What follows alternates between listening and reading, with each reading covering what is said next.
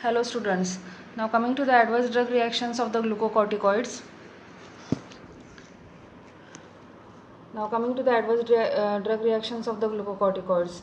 The glucocorticoids are practically harmless and they don't have major adverse drug reactions if they are given in single dose.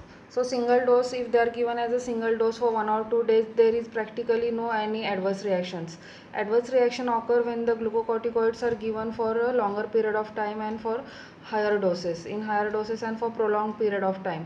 Now let us see the various adverse reactions. Mainly if they are given in supraphysiological doses and that also for 2 to 3 weeks, then only you can see that there are a lot of adverse reactions. Now the important adverse reactions are, the first is the Cushingoid phases, that is abnormal redistribution of fat leading to moon phase and buffalo hump. So these are the characteristic features. Then there can be thin limbs also. So moon phase, buffalo hump and the thin limbs is seen. Second is the metabolic adverse reactions in the form of hyperglycemia leading to diabetic like state and worsening of the diabetes mellitus. Then you can see that on the gastrointestinal tract there can be peptic ulceration, gastritis, severe gastritis can occur, peptic ulceration can occur, a worsening of the peptic ulcer or perforation also can occur. Then you can see that there can be salt and water retention due to the mineral corticoid action, and this can lead to the edema, weight gain, and this could be hazardous in patients of congestive cardiac failure or patients of hypertension and with heart disease.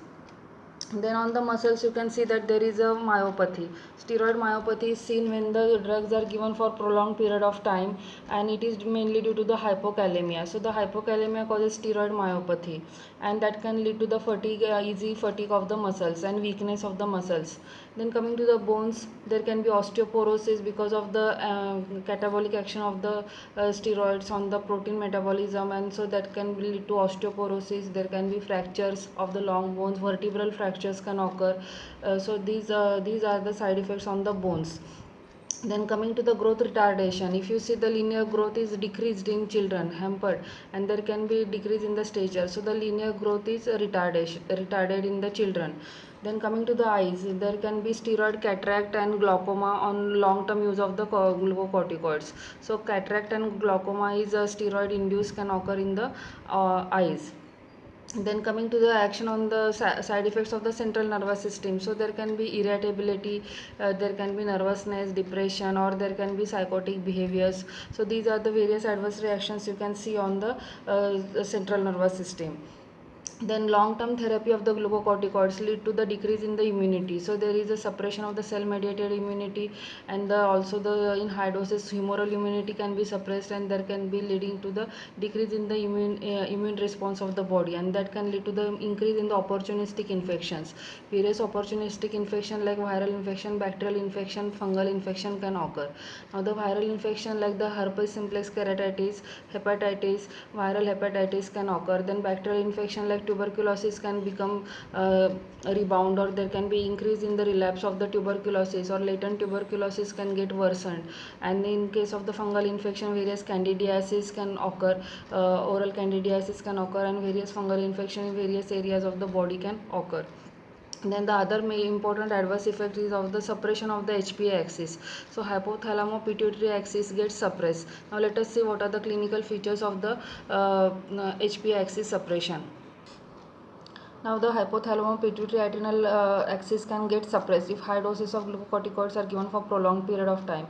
Now you know that according to the negative feedback control, when high doses of glucocorticoids are given for prolonged period of time, there can be decrease in the ACTH release from the anterior pituitary, and that can lead to the even there is decrease in the ACTH from the anterior pituitary, there is a atrophy of the adrenal cortex. So adrenal cortex undergoes atrophy, and this is the lot of this is very dangerous, and it can lead to the acute adrenal insufficiency when the patient faces stress, any type of stress, because endogenous glucocorticoids are not produced that time. So that can lead to the severe symptoms of the acute adrenal insufficiency in the form of the nausea, vomiting, dehydration, hyperkalemia, hypotension, and shock can occur.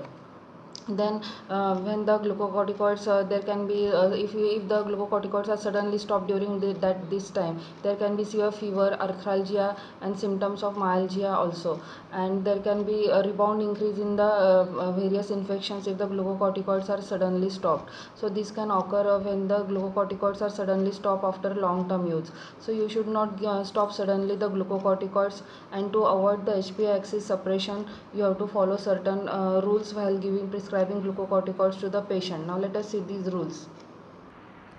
Now the important precautions when taken when the glucocorticoids are prescribed to the patient are that when the glucocorticoids are given, to minimize the HPA axis suppression, you have to follow certain rules. Whenever possible, use topical preparations. Topical preparations are used as far as possible to avoid the HPA suppression. Second is that use less doses. As far as possible, use minimal dose of the steroids. Avoid overdosing.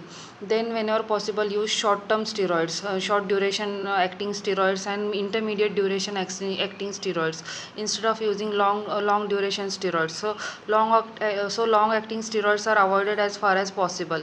Then whenever possible, give the entire dose in the morning and give the 1/3 dose in the evening. Whenever possible, if you want to prescribe long term steroids for long period of time, you have to prescribe it on alternate days. So this should be followed. So alternate day prescribing is followed to avoid the HPA axis suppression. Then whenever you want to withdraw the steroid, don't stop it suddenly, but gradual withdrawal is recommended, that you have to withdraw it over 3 weeks by decreasing the doses gradually, so that ultimately the drug is stopped. Gradual withdrawal is recommended to avoid the HPA axis suppression. So if all these points are followed and all these rules for prescribing are followed for the steroids, then there is minimal HPA axis suppression when the long term use of steroids is given to the patient, or when steroids are used for long period of the time. So these are the various adverse reactions of the corticosteroids. Now coming to the contraindications of the corticosteroids. Corticosteroids are contraindicated in hypertension, in diabetes, in congestive cardiac failure, in epilepsy. It is contraindicated in psychosis. Then it is contraindicated in tuberculosis, in hepatitis, in herpes simplex keratitis, then in peptic ulcer and osteoporosis. So these are the various contraindication for the use of the corticosteroids. They are also contraindicated in glaucoma and in the renal failure and in the cataract also. So with this we finish the adverse reaction and the contraindication to the use of the glucocorticoids. Now coming to the therapeutic uses of the corticosteroids. Now coming to the therapeutic uses of the glucocorticoids. Glucocorticoids are having two types of uses. One is the endocrinal uses and another is the non-endocrinal uses. Now coming to the endocrinal uses of the glucocorticoids. They can be used as a replacement therapy. First use is in the chronic adrenal insufficiency, and second is in the acute adrenal insufficiency, and third is in the adrenogenital syndrome. Now in the chronic adrenal insufficiency, you can give the oral hydrocortisone to the patient, and this should be given regularly. Then coming to the acute adrenal insufficiency, here you have to give the parenteral hydrocortisone injected intravenously. 100 mg is given every 8 hoursly, and along with that dextrose is also given to the patient. And then coming to the adrenogenital syndrome, here the long acting steroids are given, that is the dexamethasone is given. The rationale for use is that dexamethasone decreases ACTH secretion from the anterior pituitary, and that will decrease the release of the androgens from the adrenal cortex. So that's why the basis of use of glucocorticoids in the adrenogenital syndrome.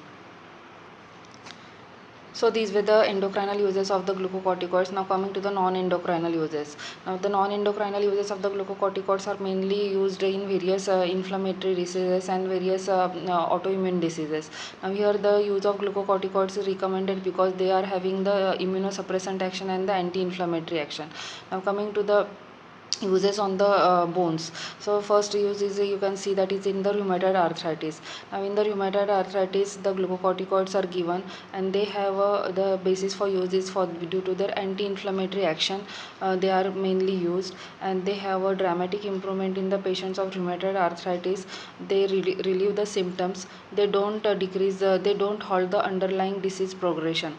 So the underlying disease progression is not decreased, and they only have the symptomatic role in the treatment treatment of the rheumatoid arthritis. They relieve the pain, they relieve the tenderness, they relieve the swelling and edema of the joints, and they increase the mobility of the joints. So that's why they are given. Sometimes in severe cases the glucocorticoids are injected intra-articularly into the joint so as to increase the mobility of the joint and to decrease the edema, to decrease the pain, tenderness and swelling of the joints. Then coming to the next use is in the osteoarthritis. In the osteoarthritis, the glucocorticoids are rarely used, and they are used only when there is a very acute pain in the osteoarthritis, where they are injected intra-articularly in osteoarthritis. Then next is the rheumatic fever. In rheumatic fever, generally the non-steroidal anti-inflammatory drugs are given, and the glucocorticoids are having a only symptomatic role because of their anti-inflammatory action, and they are given in patients who are having carditis and congestive cardiac failure. So here the glucocorticoids are given along with aspirin, and they are continued till the ESR becomes normal. And once the ESR comes